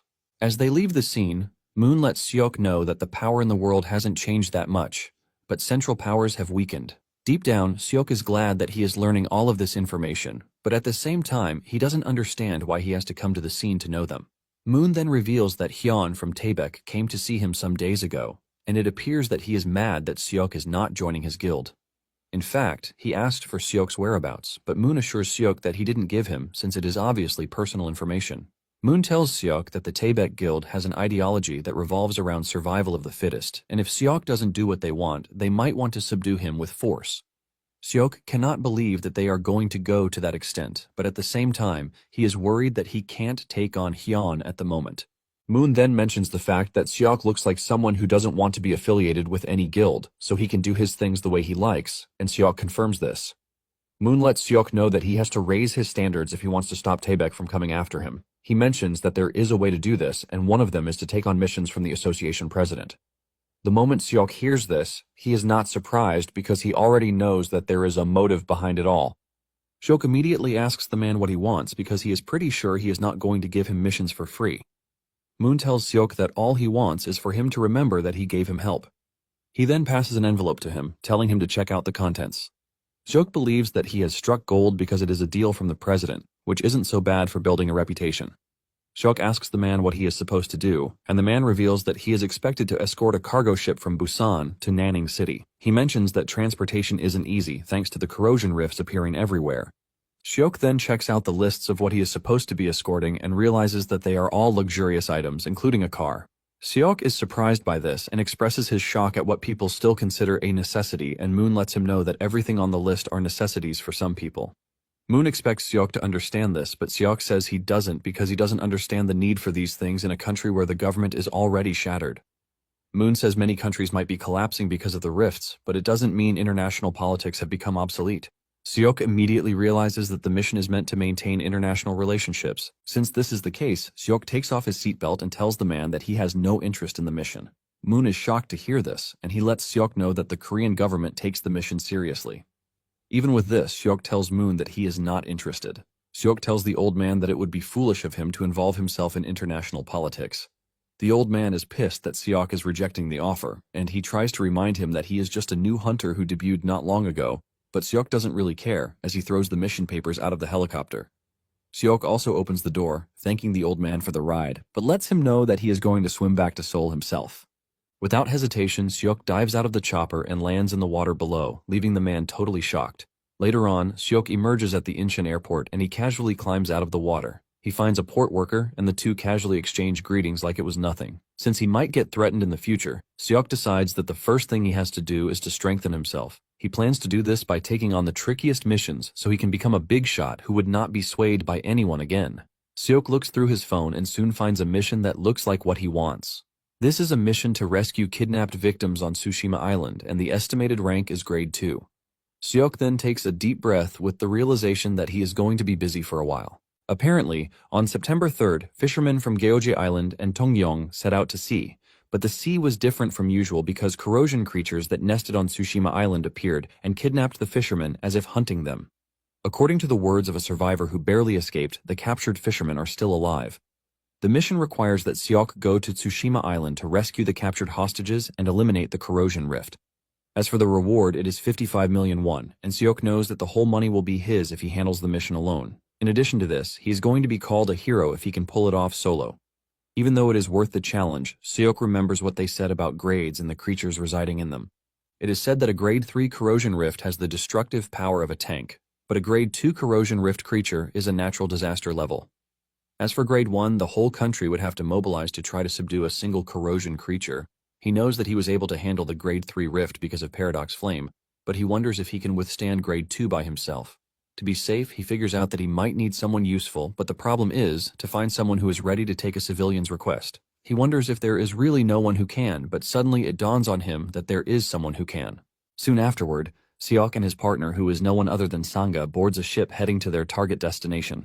Sanga asks him when they are going to reach their destination, and he replies that they have about an hour. He urges her to replenish her stamina before they get there, because the battle is going to be tougher than the last time. While Seok is busy saying all of these, Sanga is more curious about the metal pad on his shoulder.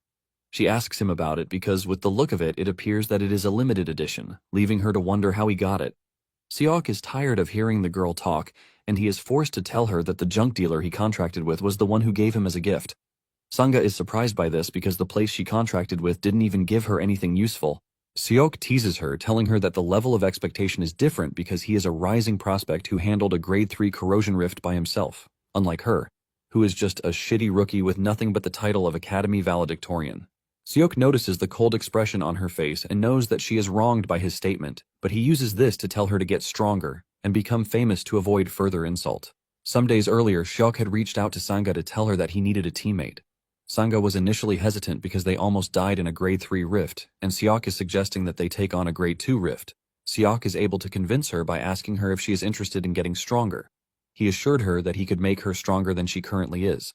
It turns out that Sanga even has a personal reason as to why she wants to get stronger, and she would even jump into hell itself if it means getting stronger. Moments later, the alarm on the ship goes off, warning them that there is an unidentified object ahead. In no time, they come into contact with 5 ships. Seok is still trying to figure out their next course of action when he sees Sanga levitating, leaving him shocked. Sanga is surprised that Seok can't do this, and she turns red in excitement because she has finally found something Seok can't do. She laughs out loud, making fun of Seok for not being able to do this. To easily move, Sanga is forced to carry Seok on her back, and once they are closer to the ships, Seok tells Sanga to handle the closest ship. Sanga asks him why, and he reveals that the ones in the back appear to be more dangerous than the ones close to them. Sanga acknowledges the order, but as she approaches the ship, she notices a human figure. But Seok tells her to look again, because what she is looking at is not human. Seok takes on the ship he wants to clear out, and just as predicted, he finds transformed humans on the ship. These humans have lost their humanity and have totally become aggressive. Sanga lands on the ship roughly, ultimately calling attention to herself. The monsters attack, and Seok easily takes out the first wave. With this, he realizes that they are low-level monsters. He expects Sanga to be going out gently too, but to his surprise, Sanga is using her full power against the weak monsters. Seok immediately calls her name to caution her, telling her that she is using too much mana. He lets her know that if she continues that way, she is going to run out of mana in no time. He tells her that all she needs for the current level is a small amount of mana, and Sanga remembers what Seok said about teaching her to become stronger. Following Seok's instruction, Sanga reduces the amount of firepower she is using, but Seok still lets her know that it is still too much. Since the life of the weak is a tragedy, Sanga has decided that she will never be a weakling again. While tearing down the enemies, Sanga confidently reiterates her desire to become even stronger. Moments later, Sanga is done clearing out the monsters, and she asks Seok if it is over. Seok lets her know that he already took care of the other boats. Sanga reluctantly thanks Seok, telling him that she gained a lot from the advice he gave her. Seok teases her, saying she doesn't have to thank him because the world is filled with people who would not learn even if he spoon-fed them. Sanga comes clean, saying this is the first time someone has advised her, and Seok is shocked by this. He asks her what she was being taught in the academy, and she reveals that since she learned everything quickly, they didn't bother to teach her fundamentals. Seok then teases her, asking her if she doesn't think she's going to be stronger than him if he continues to teach her the way he is. With tears in her eyes, she tells Seok that she hasn't been able to surpass even a single teacher.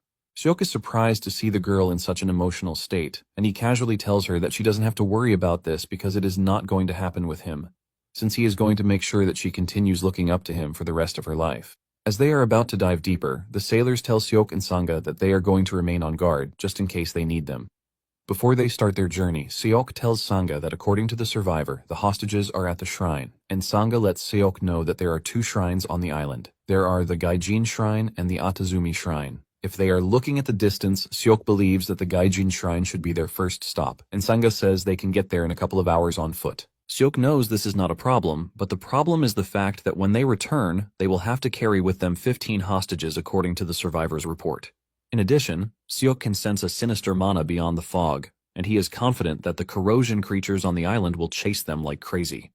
Seok is still thinking of a way out when he spots a vehicle in the distance, and everything immediately becomes clear. He asks Sanga if she is a good driver, and Sanga says yes. Moments later, Seok is already begging for his life because Sanga is driving the vehicle as if it were her last day on Earth. She teases Seok, telling him to take the wheel from her if he doesn't like the way she drives.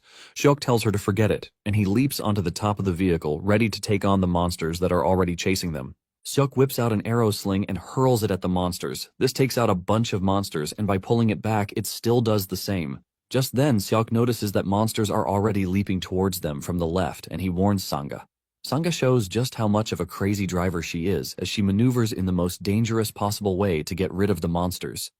Sanga drives the bus on 2 wheels to get the monsters away from them, and it is at this point that Seok wishes that he were the one driving.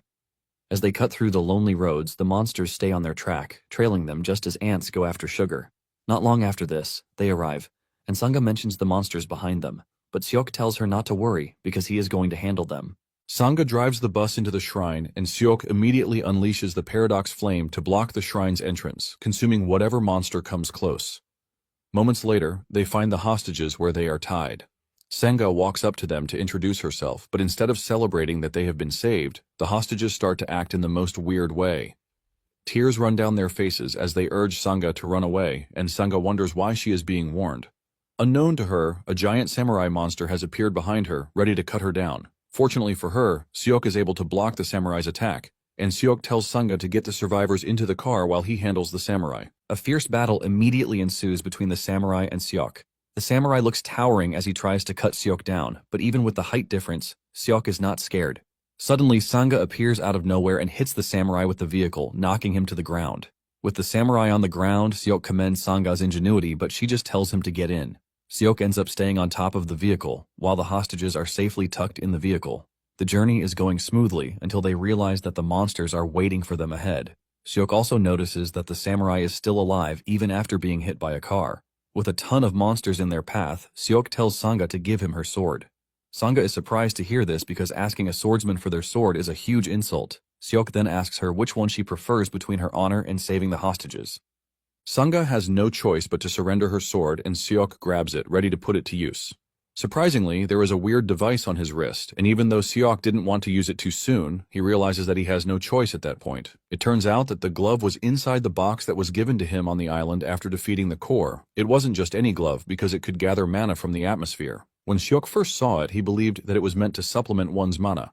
However, to Seok, it was more than that. It turns out that the maximum mana storage capacity of the glove is 5 minutes. During these 5 minutes, he has what it takes to be strong just like Seon. With the monsters trying to block their path, Seok holds his spear and sword in preparation to unleash a devastating attack. Seok releases his overwhelming attack on the monsters, cutting them all down in one fell swoop. Sanga is left in shock and disbelief because she can't believe what just happened in front of her. Since the path is now clear, Seok tells Sanga to head to the port without looking back. As the journey continues, Seok is surprised to find out that there is no end to the corrupted monsters. They just keep coming after them, and Sanga tells Seok that it would be better for them to get out and handle the monsters because the car is already at its limit. However, Seok tells her to keep driving, and just then, they cross a strange barrier that surprisingly keeps the monsters on the other side. All the monsters find it hard to cross the barrier, while the vehicle strolls away easily. Sanga is left in shock, and she looks around to try to find out why the monsters are suddenly coming after them. She spots a shining symbol on the wall, leaving her to wonder if it is because of the symbol. Sanga remembers that before they made their move, Seok had carved the symbol there, saying it was a protective formation geometry. Sanga asked him what it was, and he replied that it was a method that repels monsters.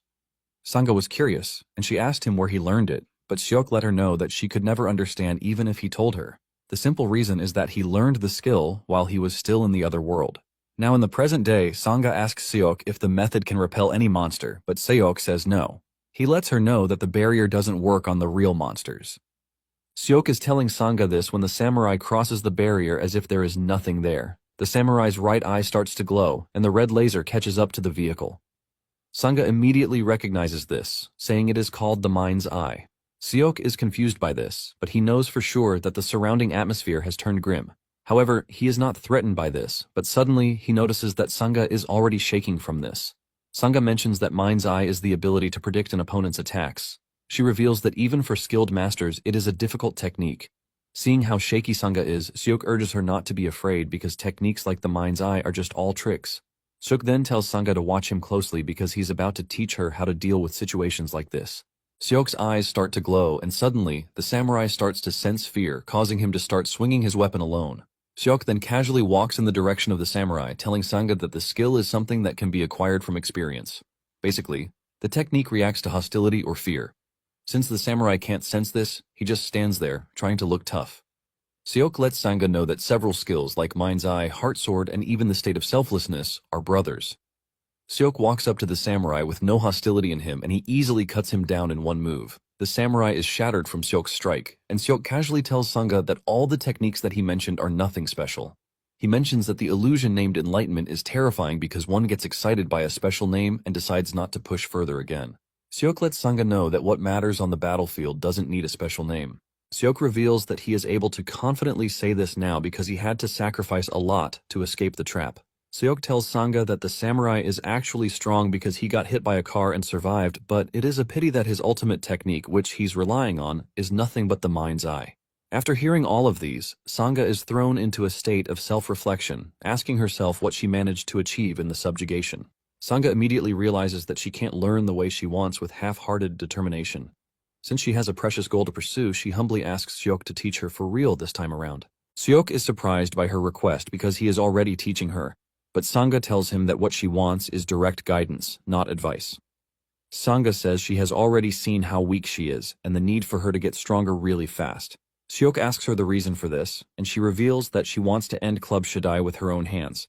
It turns out that Club Shaddai is among the 8 worst corrosion rifts in the world, and it was famous for swallowing the Himalayas in a single breath. Seok knows that her goal is bigger than usual, and he asks her if she is doing it for revenge. Sanga confirms this, saying she is doing it to get vengeance for her family. She then brings out a card, telling Seok that she is not asking him to teach her for free. Seok checks out the card and realizes that it belongs to the KY Group with a market cap of 257 trillion.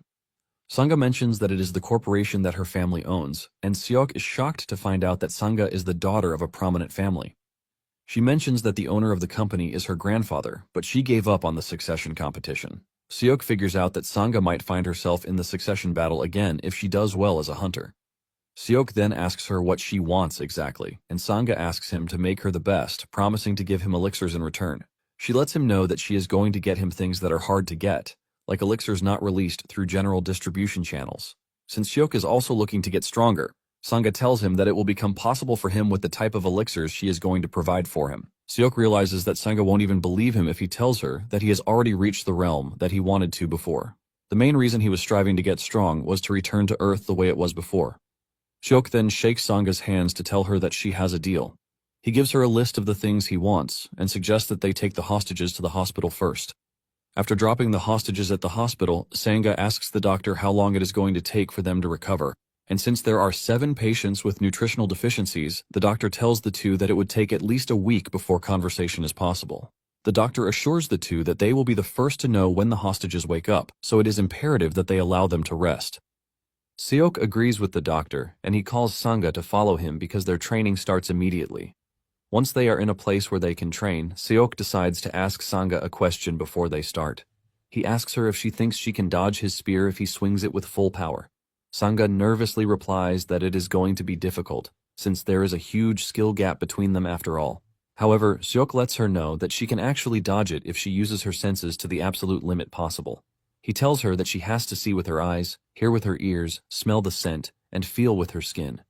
Once she is done with all these, she is expected to fight in the realm of consciousness, not unconsciousness. After explaining all of these, Seok decides that it is time to test her out. Before Sanga even knows what is happening, Seok has disappeared, and Sanga is disoriented in trying to locate Seok. In no time, Seok appears behind her, pointing his spear at her neck while telling her that she just got it all wrong because she was too slow. He explains that her senses come first and thoughts come in later. He tells her that in combat there is no time to think because she has to accept the senses as they are and move. He lets her know that the senses she hasn't mastered will only deceive her in battle.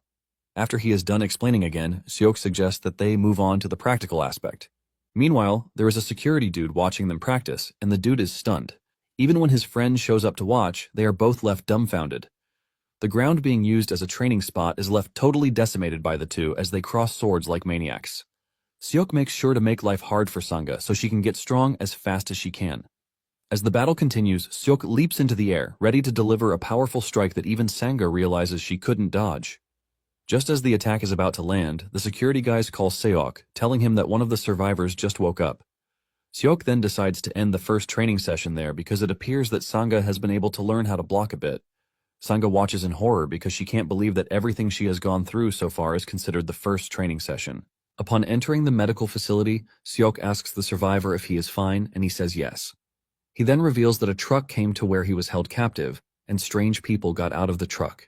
Sanga asks him if these people were other hostages, but he says no, revealing that they were too calm to be hostages.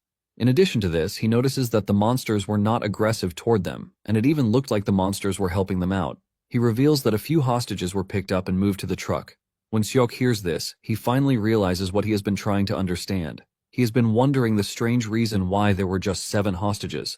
Seok then asks the survivor about the dude who escaped, but the survivor tells him that it wasn't an escape. Apparently, the bad guys intentionally let them go, and this revelation shocks Sanga to her bones. After the interview with the dude, Seok and Sanga finally understand what they are dealing with. Seok says he has been wondering how a civilian was able to escape easily from a place he and Sanga had a hard time entering. Sanga then asks Seok if he thinks coming for the mission was a trap on its own. Suddenly, Seok speaks out coldly, asking how dare the bad guys pull such a dirty trick. Sanga is totally confused because she doesn't know why Seok is angry. She doesn't know if it is because the enemy is underestimating him or because they used human lives to draw him in. The two then ask the survivor if there is anything else he can tell them, and he reveals that on the waist of the person who got out of the truck, there was a cat mascot. Later on, Sanga is able to figure this out, and when Seok asks her how she did it, she reminds him that his cell phone is not for decoration.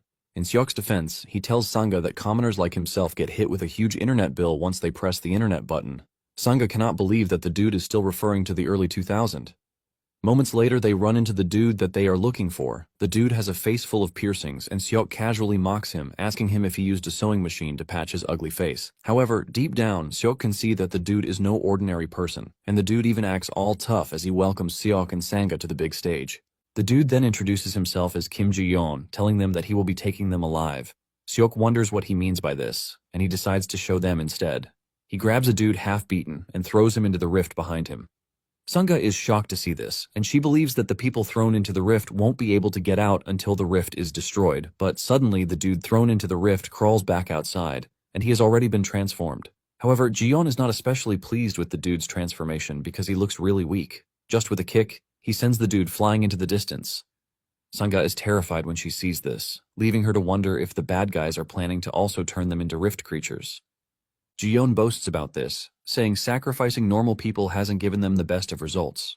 And the moment he says this, it dawns on the two that the bad guys weren't taking money from hostages, but were carrying out experiments with them. Ji-yeon tells the two that he really doesn't care about them, but because of the great cause and his boss, he is going to explain it just once. He reveals that he and his people are the descendants of Dangun. Apparently, their sole purpose is to maintain and strengthen the influence that South Korea currently holds, so that no one can mess with them. After he is done explaining, he stomps on the floor to unleash a massive wave that sends cars into the air. Ji-yeon then kicks the car toward the two, but Sanga comes in clutch, cutting the car in half. Seok prepares to engage the dude while reminding him that their country is already a superpower, but the dude disagrees, saying it is not enough. Jiyeon dashes toward them, saying they are going to take the nation to heights where no one would even dare to look down on them so that they can make it an absolute superpower. He leaps into the air, aiming to land a dropkick on Seok. He reminds Seok of all the bad times that they have been required to pay tributes in the past and even bow their heads in shame. As he engages Seok in a fight, he talks about how he wants them to return every single humiliation that they have suffered. While exchanging blows with Jiyeon, Seok figures out that he is a Taekwondo black belt, and he is pretty fast, even though he is not armed. Seok soon gets kicked in the chest, sending him flying into the distance. With Jiyeon's last attack, he realizes that he is fast, but his power is actually manageable. Seok actually understands where the dude is coming from, because if all corrosion rifts disappear, it would be hard for Korea to maintain its current position. Seok ultimately figures out that the dude and his squad have no intention of saving the world, and he confirms this. Seok reminds him that countless people are on the verge of death, which means they are supposed to be a priority, but Jiyeon berates them, saying they don't know anything. He mentions that they have already found a way to control the rifts. The moment Seok hears this, he realizes that being able to control the rifts has totally changed the dynamics of things, because if they can, they won't have to suffer the way they are. Seok then asks for a timeout, telling the dude that he is already thinking of cooperating with him. He asks him to what extent they can control the rift, and if his reply is good enough, he is going to hand over Sangha to him. Sangha is shocked when she hears this, and Jiyeon speaks up, saying they have succeeded in controlling the rift just enough. Seok stops him immediately, saying that what he means by just enough is that there is no complete control yet. Seok scolds him, telling him that he talks big, but he is trash when it comes to showing results. Seok calls Jiyeon and his gang a group of thugs who have no idea what they are doing. This pisses Jiyeon off, and he lunges toward them with a powerful kick. Seok barely dodges the attack, and it shatters the ground where the dude landed. Seok realizes that he might have triggered the dude in a way that he didn't want. He was only trying to stall for time to replenish some mana, because the bar on the glove is already down to 1. Seok figures out that the best thing he can do in his current position is to engage Jiyeon in a war of attrition. Jiyeon dashes towards Seok, but Sangha comes to intercept him. Jiyeon teases her, saying he believes she was standing in the rear because she is scared. With the lightning aura emerging from her body, Jiyeon teases her, saying she has some level of courage at least. Seok then urges Sangha to stay back, telling her that she can't handle the dude, but Sangha replies that she can see Seok's glove's remaining battery. She figures out that Seok needs time, and she asks him how much time he needs. Seok replies that he needs 5 minutes, and Sangha whips out a bottle of elixir, telling Seok to leave the fight to her. Sangha starts to glow from the elixir's effect, and Seok is worried that she might overload, but Sangha tells him not to worry because the elixirs are for emergencies, and they are currently in an emergency. Seok then urges her to last for 5 minutes, promising to end the fight after that. As Sangha prepares to risk her life, she tells Seok to make it count when the time comes. A fierce battle ensues between the two, causing Sangha to put everything she has into the fight. As the battle mode thickens, she manages to land a vertical slash on Jiyeon's image, leaving her to pause to see if she was able to take him down. However, Jiyeon appears behind her and kicks her so hard that she is sent flying through the air with blood pouring out of her mouth. Just before she hits the ground, Seok finishes charging up and grabs her. With a calm and cold voice, Seok asks Jiyeon if he is finally ready to die. Jiyeon is shocked because he can sense the mana increase in the dude, and he wonders how he did it, since there is no way he could gather that much mana in such a short time frame. Jiyeon is confused, leaving him to wonder if Seok was hiding his true strength all that time. Seok asks Jiyeon why he is acting so surprised, because he is only following the same principle, just as his piercings. The dude is shocked when he realizes that Seok figured him out, and Seok tells him that only an idiot wouldn't know. Seok tells Jiyeon that he is leaking mana all over the place because he is spamming power that he can't handle. However, thanks to his carelessness, he was able to recover his paradox flame. Jiyeon thinks Seok is talking trash because there is no method to absorb wasted mana. However, before he knows it, Seok has appeared behind him, telling him that he doesn't have to know because he is just about to die. Seok unleashes his 16-hit combo on the dude, slashing him in so many ways while unleashing paradox flame on him. Jiyeon is shocked when he realizes that he can't breathe and can't even move his muscles. Seok commends the dude for trying to stand even though he has burned away all of his muscle strength. Realizing that he is about to die, the dude begs for his captain to save him. Suddenly, a projectile comes flying at Seok from above, and Seok manages to sense this before it is too late. He pulls out his spear, blocking the attack. The attack seems to have come from Jiyeon's captain, who is standing on the rooftop. He has a mask on, and there is a hood covering his head. He commends Seok for being able to block the attack because he was looking to crush his wrist before. Seok is curious about who the dude is, and deep down, he can already sense that the dude is Jiyeon's captain. Even though Seok doesn't want to admit it, he realizes that the dude is at least twice as strong as Seon. After taking a closer look, he quickly corrects him, realizing that the dude is 4 times stronger than Seon. The captain then taunts Seok, asking him if he doesn't fear death. Seok calmly replies that he doesn't fear death because he knows the dude would have killed him if he wanted to. Since the captain is holding back and killing him, he asks him if what he is interested in is the black flame he uses. By displaying the black flames, the ones burning Jion get even stronger, causing him severe pain. He begs to be saved, and the captain orders Seok to extinguish the flames, telling him he won't repeat himself. Seok realizes that Jion's mana was already depleted, but the captain has been keeping him alive with his own mana.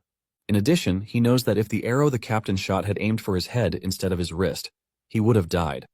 But the captain intentionally didn't do this.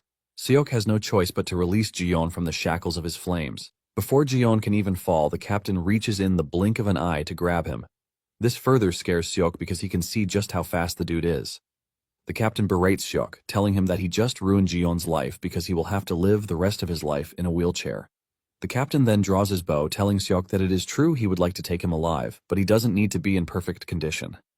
Seok then tells the captain to go ahead with what he wants to because there is no way he is becoming his puppet.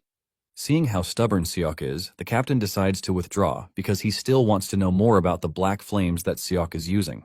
Before vanishing, the captain tells Seok that one day he will also be under his control.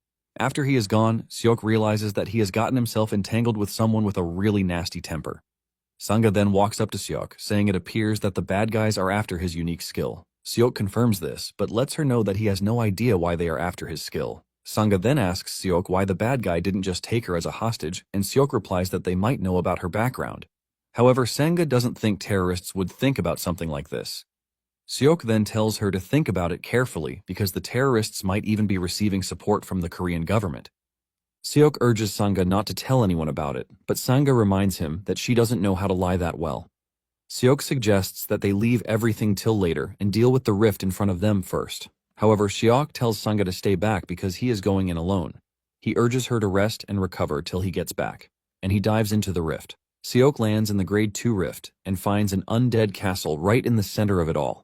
He walks toward the castle, and he can sense some really dangerous energy emanating from the castle. Without being told, Seok figures out that the core of the corrosion is behind the door. Seok admits to himself that he must be careful or else he is going to die if he lets down his guard. He pushes the door open, and standing in the distance is a large pot, leaving Seok to wonder if the pot is the core. Seok is surprised because it is different from what he expected. But suddenly, a hand grabs his leg from behind. The dude looks really terrible and in pain as he begs Seok to save him because his legs are gone. Suddenly, a tentacle emerges from the pot and throws the helpless dude into the pot. Moments later, the dude emerges from the pot, and he is already transformed into an undead. Seok immediately figures out that the pot has been the thing creating the undead. This pisses Seok off so much that he almost throws up. Suddenly, he hears a chilling voice appear in the room, regarding Seok as another sacrifice, but admits that Seok is a bit different from the others. The image behind the voice soon shows up, and it turns out to the core, which is a swordsman. The dude then whips out his sword, and he urges Seok to do the same because he is going to temper his blade with his blood. Seok panics at the appearance of the man because the pressure from his body is overwhelming. This just shows how strong the captain is because he was able to subdue the powerful swordsman whom he is staring at in fear. Seok panics that there must be someone else stronger than the captain. Seok is lost in thought when the swordsman charges toward him and almost cuts his head off, but he barely dodges. This tells Seok that the dude he is dealing with is pretty strong. However, Seok decides to go all out from the beginning before the enemy can figure out his weakness. Seok charges at the core with a powerful strike, which he aims to end the fight with, but to his shock, the enemy blocks his maximum output with just his blade. As if that is not scary enough, Seok is worried that he didn't even see the dude block the attack. Before Seok can react to what is happening around him, the enemy has struck him, slicing his body with his sword. Seok is shocked and scared when he realizes that the enemy is faster than he even thought. The swordsman, however, commends Seok for making him miss his vital points. Since Seok is acting all tough, the swordsman decides to test him with something more dangerous. He delivers powerful and fast cuts to Seok's body, causing him to fall to his knees. Seeing just how much worse the situation is, Seok realizes that he has no choice but to bring out the Paradox Flame. However, he has an issue with this because the enemy is not a living being, so Paradox has no meaning as an attack. Seok is left wondering what he is supposed to do, but he manages to get back on his feet with Paradox Flame. The swordsman is surprised that Seok still has the strength to stand up, leaving him to wonder what he must do to make him fall. Before Seok knows it, he gets cut multiple times again. This time around, it gets worse because every muscle in his body is torn apart, and Seok almost loses consciousness.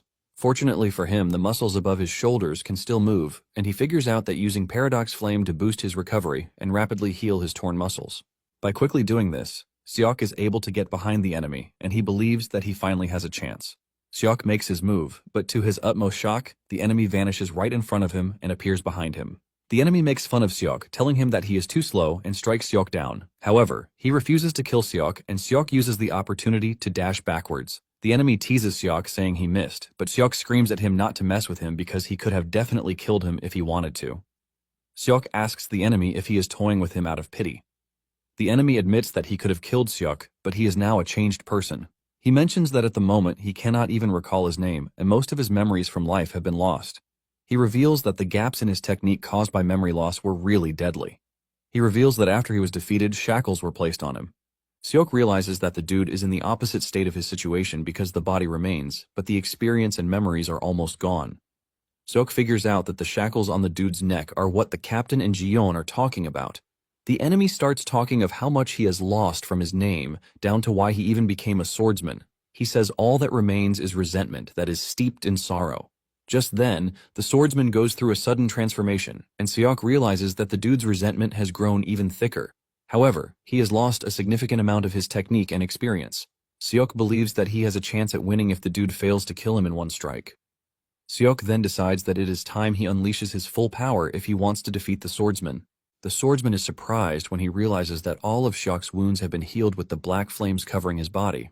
Seok then places his hand on the ground, and the swordsman talks about his surprise to find out that Seok has a unique ability. However, he can see that the flames are burning something else, and Seok commends him for the sharp intuition. Seok explains that the black flames burn concepts. Even though the black flame might appear to possess infinite destructive power, it isn't actually the case at that moment.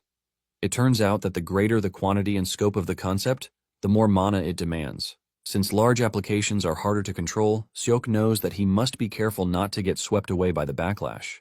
Seok knows that he wouldn't have needed to worry about control if it were from back then. He has been using the flame with minimal risk, but this time around, it appears that he can't be picky about it.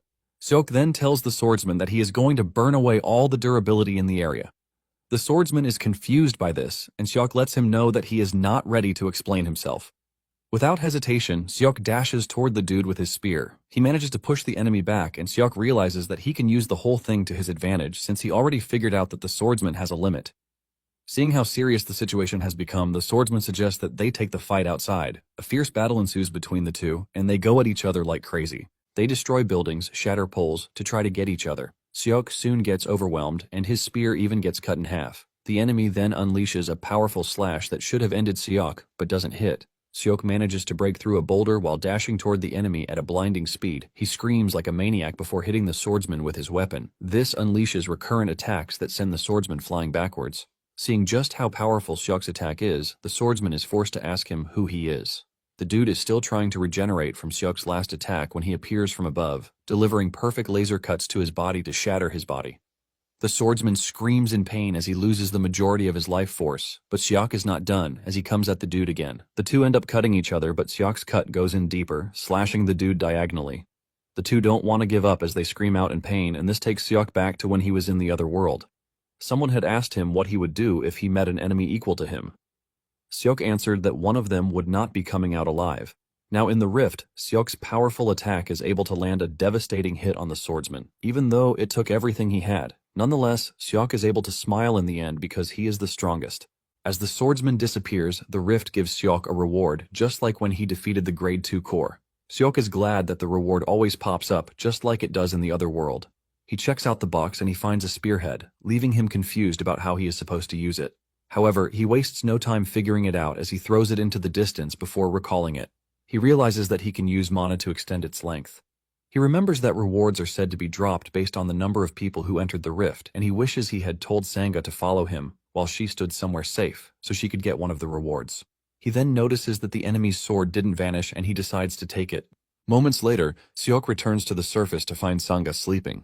He throws the sword at her to wake her up, and she is surprised because it doesn't look like something she has seen before. Seok tells her that he found it on his way, and he assures her that it is a fine blade because the person who wielded it was no joke. Sanga checks it out and she agrees that the sword is really nice. She asks him where he got it, but an exhausted Seok tells Sanga not to worry about it. All he wants to know is if she had enough rest while he was gone. Before he can say anything else, Seok also passes out. Sanga is surprised, but this just tells her that Seok is also human. Because of how dangerous a grade 2 rift is, everyone went wild when they heard that he had cleared it alone. The public starts going crazy about this because even capable hunters find it hard to do alone. His face is plastered everywhere for the public to see him, making him the #1 celebrity. Later on, Seok wakes up in the hospital room and realizes that he can't even step outside because there is a crowd waiting for him. Moments later, a lady wearing glasses entered the room, and she introduced herself as Ja Soo-jong. Apparently, she is from the Secretariat of Embargo Tower. Seok tells the lady to come in while thanking her for covering his hospital bills. However, he lets her know that he is surprised because he has never heard of the name Embargo Tower before. Soo-jong replies that they are not well known to the public because their main field is ICT. Soo-jong tells him to report if there is anything serving as an inconvenience, but Seok says there is nothing. However, he lets her know that he is curious about something. He tells Soo-jong that he is aware that the hospital bill is not cheap, which means the organization wants something from him. Without wasting time, Seok asks the lady what it is that they want from him.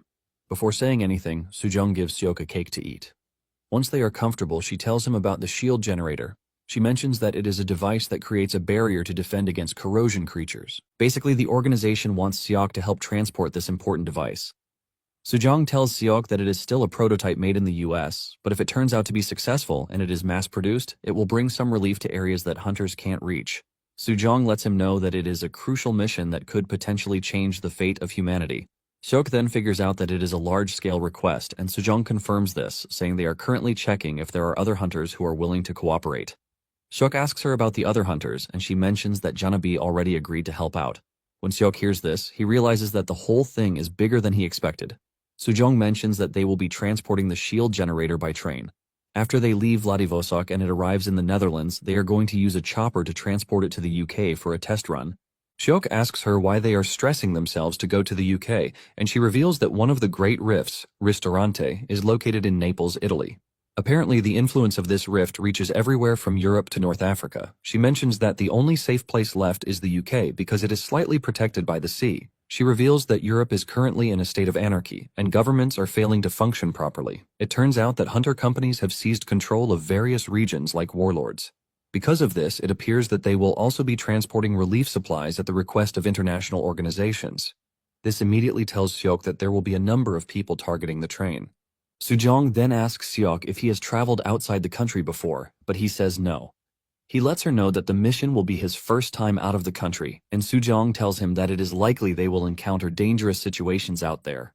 Seok is confused that she is using a plural term, and she reveals that she will be tagging along on the mission too.